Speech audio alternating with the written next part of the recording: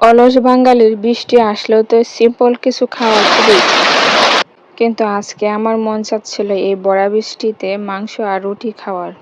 Hello everyone, কি অবস্থা সবার? সবাই কেমন আছেন? আশা করি অনেক ভালো আছেন।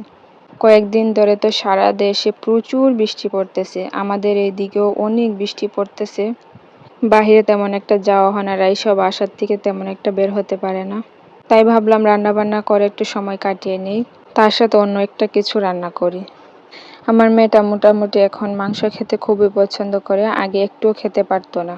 হাড্ডি ছাড়া যে মাংসগুলা চাবাইলে তো মুখেই জমে যেত, এই কারণে মাংস খেতে পারতো না। এখন কয়েকটা দিন আবার ভালোই খেতে পারতেছে। তাই ভাবলাম আজকে একটু রুটি আর মাংস করি।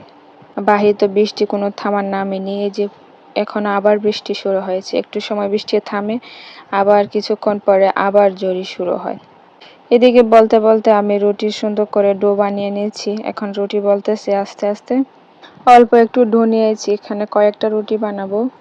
আর অন্য পাশে চুলার মধ্যে মাংসটা বসিয়ে দিয়েছি, আর এদিকে রুটিগুলো আস্তে আস্তে বেলে নিতেছি, তারপরে রুটিগুলা ছেঁকে নেব। আর আমার মেয়ে তো রুটি করলে অনেক খুশি হয়, কারণ তারও একটা ছোট বেলুনি আছে, তার খেলনার মধ্যে এটা আইছে। ওটা দিয়ে সে সুন্দর রুটি বেলে। আমি এক দিক দিয়ে রুটি বলি, সেও আর অন্য দিক দিয়ে রুটি বেলে। আস্তে আস্তে আমার সবগুলা রুটি বেলা শেষ। এখন আস্তে আস্তে ছেঁকে নেব, তার সাথে দেখে নেব আজকের ভিডিওতে কোন তিনজন আছে। জুলেখা আপু, এভরিডে মেমোরিজ আর তামিম লফট। আপনাদেরকে অনেক অনেক শুভকামনা, আর তার সাথে অনেক অনেক ধন্যবাদ আমার ভিডিওতে এত ভালো ভালো কমেন্ট করার জন্য। সবাই ওনাদেরকে ফলো করে দেবেন। শুধু একা একা একটা ভিডিওতে ভালো ভিউজ এবং পেজটা গ্রো করতে পারে না, সাথে আপনার নিজেকেও অনেককে ফলো করতে হবে।